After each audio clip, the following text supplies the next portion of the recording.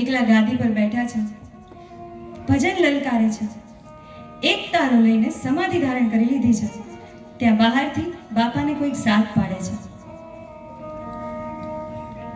બાપા, રાજ દરબારમાંથી મહારાજશ્રીનું આમંત્રણ આવ્યું છે. આપણે ભજન મંડળી લઈને જવાનું છે. હા, જાશું જ ને. નેક નામદારના આંગણે ભજન કરવા જવું એ તો આપણો ધર્મ છે. થઈ જાવ ત્યારે તૈયાર. આજે મહારાજના આંગણે ભજન. મિત્રો, તમને જાણીને આનંદ થશે કે આપણા ભાવનગરના નેક નામદાર મહારાજ શ્રી તખ્તસિંહજી પણ પખારામ બાપાને ખૂબ જ આદરભાવથી માન આપતા. ઘણી વખત રાજમાં બાપાની પધરામણી કરાવે, ભજનો રાખે, આશીર્વાદ લે. ખરે જ કેવો ઉત્તમ સુયોગ. ભજન મંડળીની રમઝટ ચાલી રહી છે. મહારાજા સાહેબ ભજનના આનંદમાં તલ્લીન છે.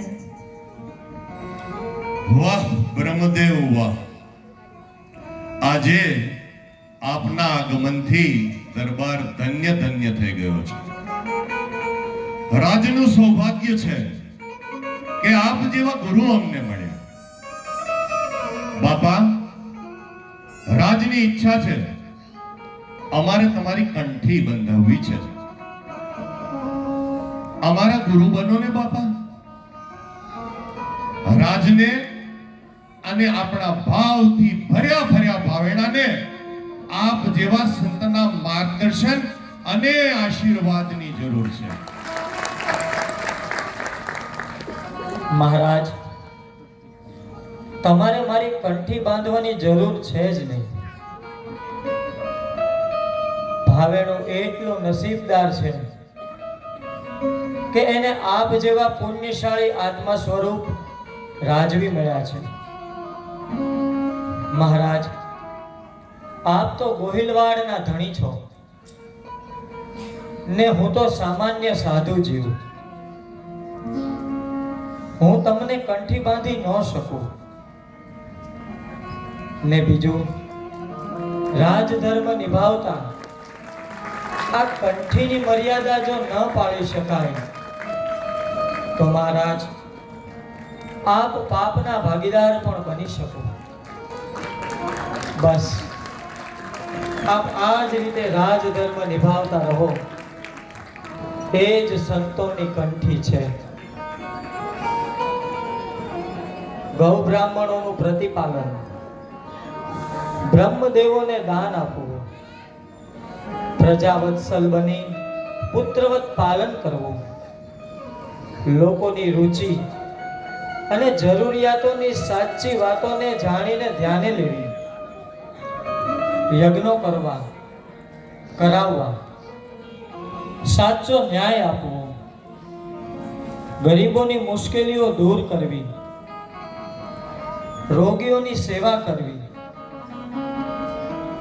આટલું જો દિલથી થાય તો એ જ સાચો રાજધર્મ છે. આણે કોઈ કંઠી બાંધવાની જરૂર પડતી નથી. જેવી આપની આજ્ઞા. આપની બધી વાતો હું સમજી શક્યો છું. આપ કહેશો તેમ જ થશે બાપા. આપ કહેશો તેમ જ થશે. પણ છતાંય કંઈક તો ઈચ્છા જણાવો જેથી અમારા આત્માને પણ સંતોષ થાય. આ 1000 હાથ વાળો ભક્તોને વગર માંગે આપી દેતો હોય તો કોઈની પાસેથી શા માટે માંગવું? મહારાજ, તમારો વિચાર કલ્યાણકારી છે. તમે દેવોના દેવ મહાદેવના પરમ ઉપાસક છો. જો તમારે ઈશ્વર પ્રાપ્તિ થાય અને લોકોના આશીર્વાદ મળે એવું સંતોષકારક કામ જ કરવું હોય તો મારી એક બ્રાહ્મણ તરીકેની એક ઈચ્છા છે. હા, બોલો બાપા. રાજ કોઈ પણ ઈચ્છા પૂરી કરશે.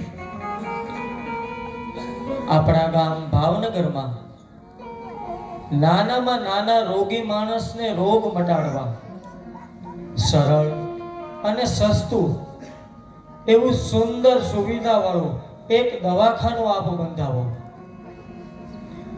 અને જનતા જનાર્દનની સેવામાં એને ખુલ્લું મૂકી આખાય ભાવેણાને રોગ મુક્ત કરી દો એવી મારી અંતરની ઈચ્છા છે. પખારામજી મહારાજની જય. પખારામજી મહારાજની જય.